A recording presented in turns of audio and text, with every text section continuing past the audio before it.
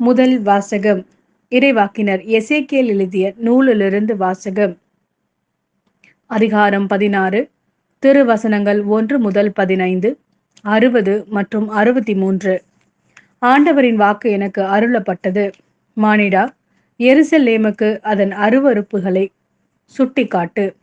நீ சொல், தலைவராகிய ஆண்டவர் எருசலேமுக்கு கூறுவது இதுவே: நீ தோன்றியதும் பிறந்ததும் கானான் நாட்டிலே.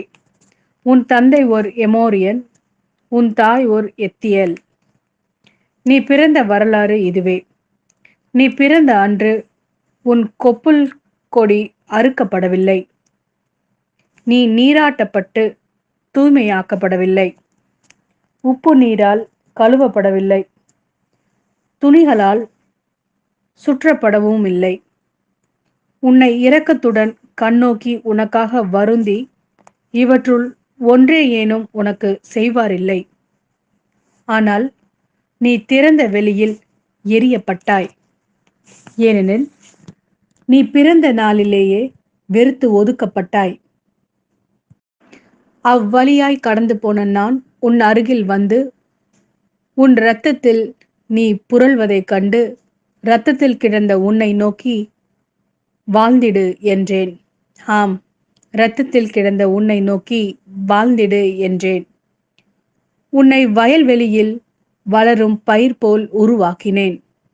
நீ வளர்ந்து பருவமெய்தி அழகிய மங்கையானாய். உன் கொங்கைகள் உருப்பெற்றன. உன் கூந்தலும் நீண்டு வளர்ந்தது. ஆயினும் நீ ஆடையின்றி திறந்த மேனியாளாய் நின்றாய். அவ்வழியாய் கடந்து போன நான் உன்னை நோக்கினேன். அப்போது நீ காதற் பருவத்தில் இருந்தாய். நான் என் ஆடையை உன்மேல் விரித்து உன் திறந்த மேனியை மூடினேன். உனக்கு உறுதிமொழி தந்து உன்னோடு உடன்படிக்கை செய்தேன். நீயும் என்னுடையவளானாய் என்கிறார் தலைவராகிய ஆண்டவர். நான் உன்னை நீராட்டி உன் மேலிருந்த இரத்தத்தை கழுவி துடைத்து உனக்கு எண்ணெய் பூசினேன்.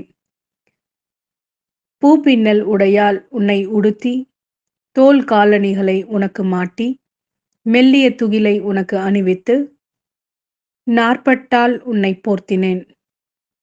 அணிகலன்களால் உன்னை அழகு செய்தேன். கைகளுக்கு காப்புகளும் கழுத்திற்கு சங்கிலியும் இட்டேன்.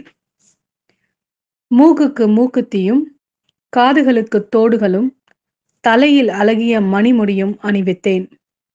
பொன்னாலும் வெள்ளியாலும் நீ அணி செய்யப்பட்டாய்.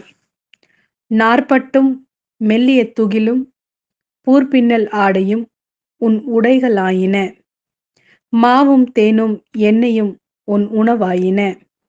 நீ மிக மிக அழகு வாய்ந்தவளாகி அரச தகுதி பெற்றாய்.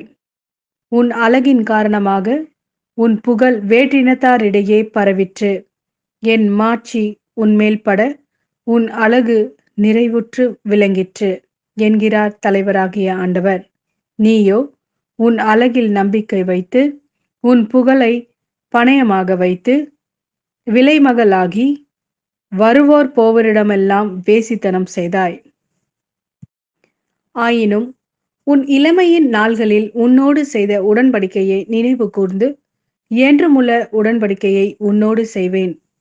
நீ செய்ததையெல்லாம் நான் மறைத்திடும்போது நீ அவற்றையெல்லாம் நினைத்து வெட்கி இழிவு மிகுதியினால் உன் வாயை ஒருபோதும் திறக்க மாட்டாய் என்கிறார் தலைவராகிய ஆண்டவர். இது ஆண்டவரின் அருள்வாக்கு. இறைவா, உமக்கு நன்றி. மத்தேயு எழுதிய நற்செய்தி. அதிகாரம் 19, திருவசனங்கள் 3 முதல் 12 வரை. பரிசேயர் அவரை அணுகி அவரை சோதிக்கும் நோக்குடன், ஒருவர் தம் மனைவியை எக்காரணத்தையாவது முன்னிட்டு விலக்கி விடுவது முறையா என்று கேட்டனர். அவர் மறுமொழியாக, படைப்பின் தொடக்கத்திலேயே கடவுள் ஆணும் பெண்ணுமாக அவர்களை படைத்தார் என்று நீங்கள் மறைநூலில் வாசித்தது இல்லையா என்று கேட்டார். மேலும் அவர், இதனால் கணவன் தன் தாய் தந்தையை விட்டுவிட்டு தன் மனைவியுடன் ஒன்று திறப்பான். இருவரும் ஒரே உடலாய் இருப்பர். இனி அவர்கள் இருவர் அல்ல, ஒரே உடல். எனவே கடவுள் இணைத்ததை மனிதர் பிரிக்காதிருக்கட்டும் என்றார். அவர்கள் அவரை பார்த்து, அப்படியானால் மணவிலக்கு சான்றிதழை கொடுத்து மனைவியை விலக்கிவிடலாம் என்று மோசே கட்டளையிட்டது ஏன் என்றார்கள். அதற்கு அவர், உங்கள் மனைவியினரை விலக்கிவிடலாம் என்று மோசே உங்களுக்கு அனுமதி அளித்தார். ஆனால் தொடக்க முதல் அவ்வாறு இல்லை. பரத்தமையில் ஈடுபட்டதற்காக அன்றி வேறு எக்காரணத்தையாவது முன்னிட்டு தன் மனைவியை விலக்கிவிட்டு வேறொரு பெண்ணை மணப்பவன் எவனும் விபச்சாரம் செய்கிறான் என நான் உங்களுக்கு சொல்கிறேன் என்றார். அவருடைய சீடர்கள் அவரை நோக்கி, கணவர் மனைவியர் உறவு நிலை இத்தகையது என்றால் திருமணம் செய்து கொள்ளாதிருப்பதே நல்லது என்றார்கள். அதற்கு அவர், அருள்கொடை பெற்றவரன்றி வேறு எவரும் இக்கூற்றை ஏற்றுக்கொள்ள முடியாது. சிலர் பிறவிலேயே மன உறவு கொள்ள முடியாதவராய் இருக்கின்றனர். வேறு சிலர் மனிதரால் அந்நிலைக்கு ஆளாக்கப்படுகின்றனர். மற்றும் சிலர் விண்ணரசின் பொருட்டு அந்நிலைக்கு தம்மையே ஆளாக்கிக் கொள்கின்றனர். இதை ஏற்றுக்கொள்ளக்கூடியவர் ஏற்றுக்கொள்ளட்டும் என்றார்.